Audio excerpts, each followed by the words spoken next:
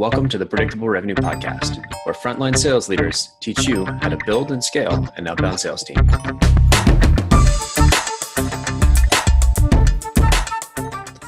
Welcome back to the Predictable Revenue Podcast. I'm your host, Collin Stewart, and today I'm joined by Margaret Weniger. She's the Executive Director at We Are Girls Club, and we're going to talk sales development and diversity and on our sales teams. Margaret, welcome to the show. Thank you. I'm so excited to be here. So We Are Girls Club is not the company I expected to have on, having, real sales talent, just because new, hadn't heard of them, not a software startup or a tech company. So talk to me about your journey to get there. Yeah. So it's been interesting. I fell backwards into software about 10 years ago. I was working for a company called Active Network, which does participant management software. Super fun. So registration platforms for endurance events, little league baseball, really, really cool things to do. So I started there selling before there was a thing as sales development. That dates me a little bit. Got the opportunity to manage and learned a lot there. And then we ended up relocating our headquarters from San Diego to Dallas. Decided I did not want to relocate, but we did decide that we weren't going to stay in San Diego. So started to look at places, decided to come back to Atlanta, and got introduced to, at the time, a up-and-coming startup called Sales Loft. And they happened to be looking for somebody to run their sales development team, and got the chance to be the director of sales development, growing the team. We started with 8, and when I left, we were just over 22. So Wow. Really fun to be there at a high growth time. Learned a ton about the sales development role, both inbound and outbound. And then went to a company where I got to actually run the sales organization. So I had both sales development and working with account executives and helping go to market, build out the process. And it was a lot of fun, but ultimately came down to, as a female sales leader, I felt very much this responsibility to kind of pave the way and be an example for others to follow. And, for me, that wasn't really the right journey. And so Lauren Bailey, who started Girls Club, has been a mentor.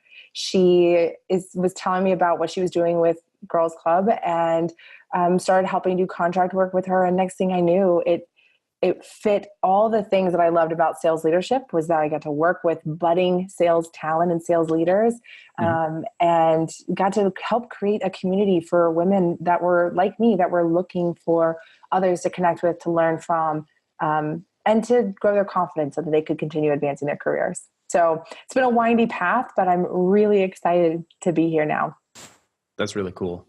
And I totally agree with you on the sort of needing a little bit more diversity. I remember when we first started, I started the CRM company, which was a disaster. Long story for a different podcast. We sort of pivoted our business around Aaron's book. And I remember I was new to hiring. And so what do you naturally do? You hire a bunch of people that are just like you. I remember looking around the office one day, being like, this is a hockey locker room. Like, this is not a great environment. It's like, if we don't actually like diversify a little bit, this whole company is going to turn into just one big version of this. And, not that there's anything wrong with the hockey locker room. That's sort of fun in certain contexts, but like, I don't want to come to work to that every day. And it took us a while to figure out how to actually get females to apply. Cause that was one thing that we really struggle with, is especially in the sales role, there's already a reduced amount. And I think we weren't paying attention to certain things that just, the way we wrote our jobs, the way we described things, we couldn't attract anybody of the opposite sex. And so we're like, okay, well, we need to do something different. How do we figure this out? So talk to me about, sort of, maybe before we go into how, talk to me about why. Yeah. Pay more attention to women on our sales teams. Yeah. Well, and I think what's really great is, especially companies early on have an amazing opportunity, because anyone that I've talked to, the defining moment seems to be around 5 employees. And that you either commit to it then, and you are intentional about sustaining it, or you don't commit to it then, and then you're fighting an uphill battle trying to fix some of the hiring decisions that have been made. So not to say that people are up a creek, because we're going to talk about lots of things that companies can do to get back on the path. But I think there's a lot of research out there now that shows companies, there's tons around diversity. And then specifically companies where women are running the companies, they've shown to have, anywhere from 10 to 15% improved performance over companies with male executives. And then for sales organizations, there's been, Gong has posted articles, but talking about, oftentimes females are the top producers and they'll outperform their male counterparts. So there's a lot of value in having diverse viewpoints. And then also, women, are by nature, they're collaborators, they're really, they're great leaders. And they're able to drive, really great results that are impactful for a business. So investing in that, there's value in it because it will directly correlate to revenue.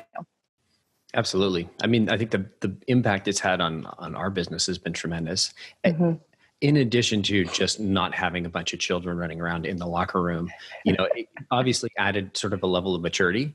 And then it wasn't intentional, but I think after that we went on a streak of just like the best candidates 4 or 5 in a row happened to be women. And so we sort of, all of a sudden we were now very, very close to 50-50. And it's been roughly, at one point, I think we have one team that was almost all women. And, it's like, okay, do you do anything to balance out, or do you just let the numbers sort of work their way out or work themselves out? Because eventually, statistically, it'll sort of balance out as long as the systems are set up in the right way. Right. Because at the end of the day, it's about hiring the best person for the role. But then, doing things so that you're not unintentionally eliminating candidates from applying for the role is really what it's going to come down to. That's one thing that I thought, no way. That's crazy. The way you'd write a job posting, like how could that possibly influence people? It's something I didn't get in the early days when, we were just trying to figure out hiring. And then, we read the book, Who, like the method for hiring A players, which was a lot. And then sort of realized that when we started tweaking the job, like we looked at the job posting as sort of like a landing page, right? It's like you treat your landing pages, with you split test them, and you're always trying to, when you find, bad lead flow, you're always, modifying those. It's like, okay, so we started doing the same thing with our job ads, and not just to balance like the male female split, but a lot of different things. Sources, we ended up changing the job title that we'd advertised for because we weren't getting the right candidate flows. And so we've played around with that quite a bit to make sure that we are generating top of funnel. Right. I think one of the books that really opened my eyes was Lean In, and just the ways that you can frame up certain things. So the podcast is not about me. Talk to me about how we can build, really good top of funnel, like real good candidates. Yeah. Well, you mentioned Lean In, which is actually a great segue point. One of the things that Sheryl Sandberg talks about in the book is a study that HP did of women and when they'll apply for a job. And what they found is that when they're, as criteria, women, if they can't check all the boxes, they won't apply. Men, typically, if they could check 60% of the boxes, they would apply for the job. And so what we've seen, and what one of our thought leaders actually did at her company, they looked at their performance profile and they eliminated anything that was non-essential. So they had lots of things on there, but a lot of them were nice to have. They weren't requirements for the job. And so they went through knowing that women typically will opt out if they don't think they can do everything. And they eliminated anything that wasn't an essential requirement for the job, which was a really great way of kind of trimming that out. And, they have it, but not what they're publicly posting. So that's a great way to do it. Another thing that was really interesting is looking at the words that are in your performance profile, which is what you talked about. And so I was actually talking to a company called Textio at SaaStr, and one of the words that had come up was expert. And Textio, they actually analyze, billions of data sets about the language and what it represents. And so one of the words, expert, I asked them to put it in, and sure enough, it came back and said it's a masculine term. And what we found is that there's certain words, again, that are either engaging or off-putting to women. And so there's, looking at it, and a great thing that companies can do is ask the women at your company for input. What stands out at them, maybe what makes them uncomfortable, or maybe what gives them pause for applying. It's a great way to maybe redo some of what the performance profile is so that it's more appealing. And then the other thing is women, we did a survey of our subscriber base. And what we found is the number one thing women look at when they're deciding if they want to apply to a company is who works there on the executive team. So they look, a lot of companies will publish their leadership teams. And what they don't realize is that if you've got all men, or what we refer to as the token female, that actually sends the wrong message. And so understandably, you can't necessarily change that.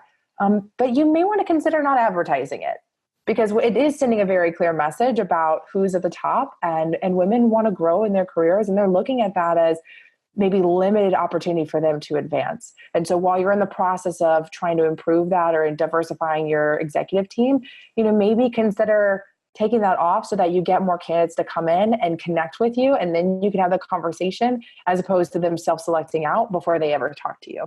Mm-hmm. Because it is this audience that is almost like underserved or undersold to, and when you're like competing for talent. Mm-hmm. You're finding that, I always, when I read that section in Lean In, I chuckled at myself, because I was thinking back to like when I was, I think, still in university, or maybe I just finished, and this company, I had a couple of years of sales experience, and I was applying for this outside sales role. And like, I swear, I think I was still in school, because I was doing like school in the evenings because I wanted the experience. And I remember the CEO sat me down and said, okay, well, what do you expect to be making first year? And I like looked him straight in the eye, and I was like, $100,000 a year. He's like, well, you have no experience in this industry. You have no experience as outside sales reps. You have no experience here. And I was like, that's okay. I'll figure it out. Right. And he's like, well, I remember they tried to, which was that would have been the smart thing to do, was they offered me an inside sales job and said, we'll train you here until you get the hang of our products in the industry, and then we'll give you this outside sales role. And I said, nope, I'll go find a job that will give me this opportunity. And I sort of thought of that experience. I was like, oh, so other people aren't exactly like that. Mm-hmm. Yeah, that's so great that you have that aha. And I think I really applaud that, because I think that's so much of like, men are such amazing advocates in this, and they're such an important part of the process. And so having those moments of understanding, learning, and kind of that awareness is so valuable. And it's so important, because having that alternate perspective really makes a big difference. Mm-hmm. So having a look at, just to recap that point, it's having a look at the way that we write our job postings, having a look at the way we sort of advertise, and the composition of our team, really the biggest sort of top three pieces there. Yeah. Yeah. And then, I think if you are doing great things, like, your review page on, any sort of peer review site, making that a priority of, if you've got women who love working there, especially in the sales team, make sure that they're writing about it, because that's the other place people are going to source information about you. So there's a lot of different ways you can tackle this, depending on, what you have resources to do, what stage your company's at, maybe what challenges you're facing. So there's lots of options. Okay. So we have the top of funnel problem. Let's just say solved, because in 20 minutes on a podcast, we can solve all of the problems. So at least we've given some insight, hopefully some things to think about if you're sitting as a sales leader and trying to think, okay, well, our sales team is all dudes, and they're great dudes, but we want a little diversity. So there's some things we can do to grow the top of funnel. What are some things that we can do, like that we need to do differently in order to retain top female talent? Yeah, that's such a good question. And I think this is the thing that I really think companies need to be paying attention to, because the great news is the last couple of years, there's been a lot of awareness around getting more women into sales and sales leadership. What is scary is there's almost no talk about this. This is the key part, that retention and development of these women. So as far as retaining goes, career growth is a really big thing. And really anybody who's a high achiever, that's going to be a priority, whether they're men or women. What becomes an issue is when companies have a lack of leadership, regardless of role. It doesn't have to be sales, but where there's no women in the leadership organization, or few women.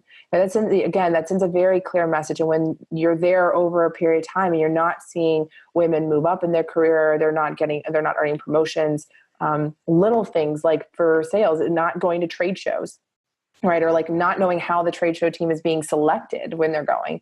Those are all kind of little data points that start accumulating. And a certain assessment is made of the company and a female's perspective of her ability to move up within the organization. And the scariest thing that we've learned in the survey that we've done is women vote with their employment. So they might not necessarily tell you that they're feeling like they don't have an opportunity, and they'll leave. So, that's a big one. And that's a bigger challenge as far as solving for it. And I think that's what we've had a lot of companies partner with girls clubs specifically for that, because they're trying to solve for getting more women into these leadership positions, but they don't necessarily have the resources to do training in-house. And so they're partnering with girls club to help supplement their development so that they can help start solving for that problem. Another thing is, with salespeople, right? We love contests. We're motivated by that. And so, I think traditionally, there's lots of things that are really fun. There's gongs, right, that are in offices. I've been at companies that have done, sporting box seat giveaways. But the thing is that doesn't always appeal to your female audience. And so I think allowing, again, women to give input, especially your top performers, what would a great incentive look like? What would you want? What would motivate you to go above and beyond achieving your number? Those are really valuable to give them a voice, to give them an input, and then to do something with it. Because again, then you're showing that you're factoring them into the thought process when you're thinking about fun things for the team or for the company. Gotcha. So you're saying gongs? Not gender neutral. Don't get me wrong. I love a good gong. But yes, I mean, typically those tend to be in a little bit more male environments, a little bit more beat the chest, if you will. Okay. So gongs out of the picture, but what if every time let's say we replace that with like an air horn? Is that masculine? I think we might be going the wrong direction. I figured gong, low pitch, high pitch, maybe go the opposite direction. You can't go any lower than like. Yeah. I mean, and honestly, gongs are great, So, I mean, I think if that's part of your culture, like by all means do it, I've had multiple teams where we've had gongs and we loved it. So we also use things like, hoopla, right? Where we had like the little fireworks going off on the TV screen, and those are a little bit maybe less loud and invasive. Yeah. At one point we had our engineers looking at, because remember the Bud Light lights came out? Yeah. Yeah. So we had our engineers looking at if we could hook that up to like our Salesforce, so that anytime, a rep booked a meeting or we closed a deal, it would like, sure. And then we started doing the math. Like, we don't want this thing going off all the time. This is a really, really bad idea. Right. Oh my gosh. I know. And that would absolutely be the case, because yeah, especially with sales development, hopefully if things are going the way they should be, then that's going to happen quite frequently and be probably more disruptive than fun. I mean, it'd be good. It'd be like great for like a day. And then you're like, okay, I'm tired of this. We need to right. This light. Yeah. Right. Yeah, exactly. But so I mean, I think like the big thing, if I was going to summarize, is like involve them. That's really what it boils down to, is involve them, and I mean, be intentional about who you tap on the shoulder. You want to pick people that are your performers, that are valuable employees, that embody, what makes your company great, but get them involved, ask for their opinion. I mean, ask them for, like I said, on the performance profiles, like that's a great way to get their input, get them involved, and show that you value them. Mm-hmm. Yeah, I got to say we had a bit of an advantage because our first VP hire was female, and so that's helped sort of round out a lot of the experience that my co-founder and I lacked. Yeah, and that's so great if you find yourself in that situation, and I think, and then a lot of companies that don't, then it's really helpful to go. And it's great, people, especially millennials, right? We love to give our opinion about things. We like to have our input given. So it's kind of like you're checking two boxes there. Blow me away. No, I never thought that about millennials ever. Even though I got grouped into millennials at some point. They were like, it's Gen X, it's Gen Y. And they're like, you know what? Fuck it. We don't want to keep track of letters anymore or go to numbers. So like, we're just going to create this big group for everybody. Now I'm a snowflake as well. So we talked about, sort of retention is really based around like having strong female leadership. It's sort of not contradictory, but if one of the challenges is getting women to sort of strive for these promotions where they might not tick all the boxes, how do we make sure that they're like, we're creating these opportunities for them? Because I've noticed on our team, it's especially when we had our one like account management team that when they were like mostly, it was like 80% female at one point. There was hardly any, oh, I need a job. I need a promotion. I want a promotion. I want a promotion. Yeah. And I was like, I was thinking about it. I'm like, the team's like really settled down. And I was thinking through the lens of this team in general. And then I realized it's like, it's like, maybe it's the gender split. And it didn't fully sort of clue in, and then reading lean in like, yes, that's probably what it was. But we've noticed even since, we sort of do a Google style, if you want to level up, you fill out you write like a one pager, and you sort of sit down with a couple colleagues, and they sort of, they approve or don't approve, or generally it's approve because you've worked on the sort of level up proposal with your direct manager. So, most of these are going through, but we have people do that. We noticed that we actually had to almost put some individuals' names into like a SalesLoft cadence and be like, hey, have you sent me your level up yet? Like I've got one person, it was almost to a level of badgering. Like, hey, why haven't you done this? Why haven't you done this? Why haven't you done this?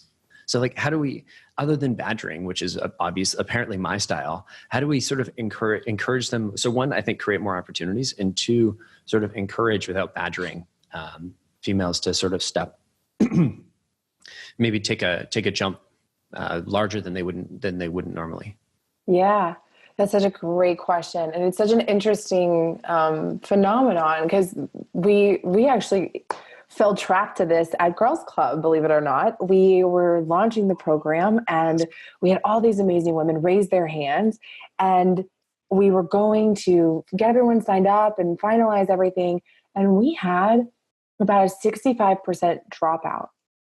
And what it stemmed from was, these were women that they were nervous to raise their hand inside their own companies to ask for the resources. And even our mentors, these incredibly accomplished women who 8, 10 plus years experience in sales leadership, it took individual calls to say, hey, we would love to have you. You would be great. For them to say, yeah, sure, I'm in. And it wasn't a reluctance to do it. It was women need a tap on the shoulder. And it's something, that companies can do, whether, no matter what level they're at. But if you see someone doing something extraordinary, if you see somebody just doing something better or different, it doesn't need to be even a promotion, but just saying, that's amazing. And I think you've got a lot of potential and you could do anything you want.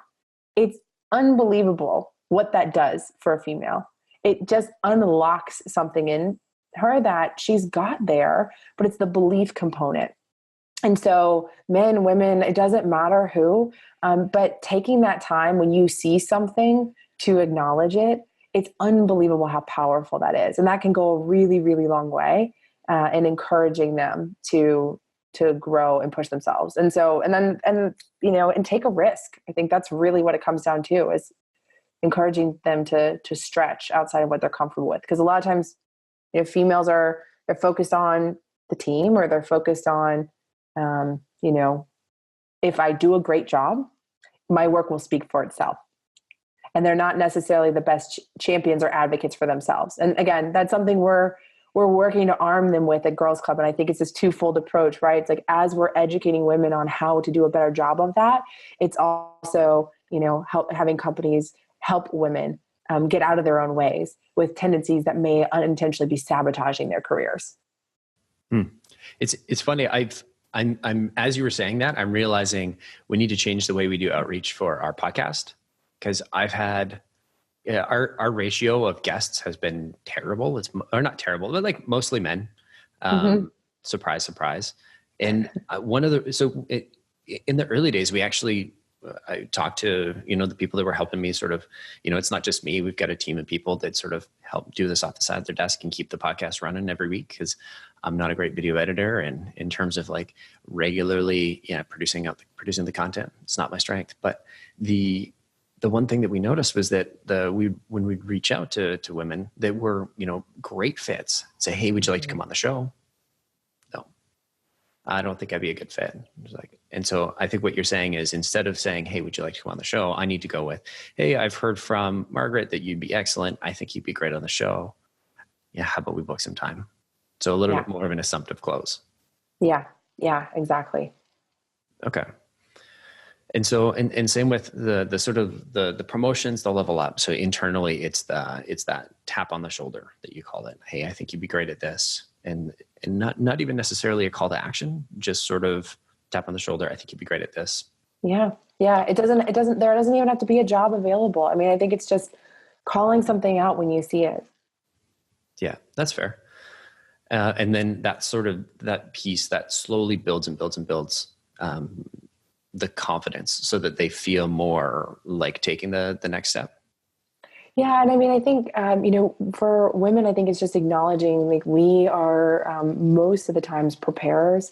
We like to feel like we have a skill set before we go for something. So, another thing it could be is investing in training, and again, it benefits everyone on your sales team, but for your females, it will go a lot further of either supporting for them to seek out external training and development to further themselves. It's bringing it in for your company, but investing in training and development is a really important thing, especially for women in sales, because that matters. That confidence stems partially from knowing that you have the necessary skills to do the job well. Mm-hmm. And it seems like in the last 10 years, it feels like it's one of the things that's been sort of ignored the most is not the sort of the female side of things, but that training. Right. Oh my gosh. Yes. We've had this talk, because as a sales leader, like, coaching was one of my big sticking points, and it was one of the most important things I felt we could do. And it's, I think technology has been amazing in the last 10 years, and it's really empowered sales professionals, but it's also created this other problem of just give them this tech stack and it'll work itself out, sort of thing, right? If we just give them enough tools, they'll do their jobs well. And it's been, it's great that the companies like Gong and Chorus and Gemini are investing in, getting platforms that make it easier for managers to coach. Because yes, that's been, training and development has definitely been one of those things that I think technology has replaced, and it shouldn't have. It should, complement. The number of times that I hear people ask me, "Oh, what's the best CRM?" It's like, well, tell me about your sales team first, right? Do you even need a CRM? Like, if you're a 1 or 2 person shop, I'm a big fan of just Google Sheet, man. Like, right. Why invest the hours and hours and hours if it's just one of you? And so I see so many people that just that make that jump into technology, and they're allocating their funds to solve a problem because they're allocating their funds to software that they normally would, or they might have otherwise, to coaching. Right. And they're just putting a megaphone on bad messaging. You sound like you've been drinking Kyle Porter's Kool-Aid a little bit. I did work with him for a while, so there's probably a good chance. How big was so you had 8, you inherited 8 people when you started there? Yep. Yeah. So I was hire number 49. Cool. I vividly remember that because I was really bummed I wasn't 50. The only person I've ever heard saying, I'm really sad I'm not 50.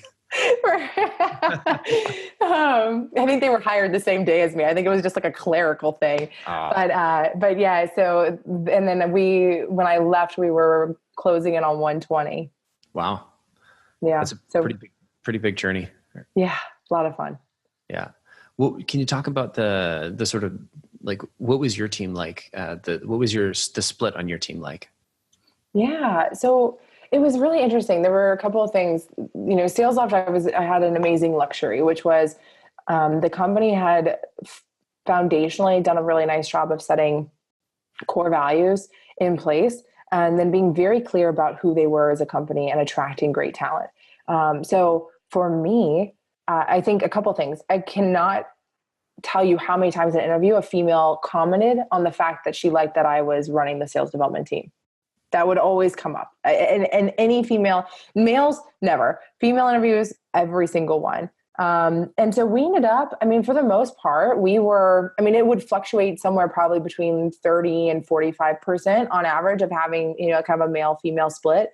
When we had leaders, we had a male and a female manager that were reporting to me. So, I think it was the job, the way we communicated about who we were and what we were, it magnetized people in a way that, our candidate pool was usually pretty diverse, which was really great. And then, because of that, our sales development team, because we were just picking the best talent for the job, then we were able to have a pretty diverse sales development team. But I absolutely know people were looking at our website and they saw at the time it was, Katie Christian, who was overseeing customer success, Tammy McQueen was overseeing marketing. So there were 3 female leaders. And that went a really long way of people feeling excited about their potential at the company. That's pretty cool. Yeah. It's almost this sort of hidden benefit as you unlock the candidate pool that you wouldn't previously have access to if you're just like aware of this. And because it's not always just about the equality, it's about getting the best person. And if you're doing things wrong, you're not giving yourself the best chance to hire that best person. Exactly. Because that's the big thing. It's not about hiring women. It's about hiring the best people, but it starts with attracting a diverse audience. Right. And making sure that because I think we made so many mistakes unintentionally where we were filtering out really good people that they either wouldn't even apply, or when they would walk in the front door where they'd realize, hey, this is not a place where I feel like I'm going to be supported, have a chance to move up.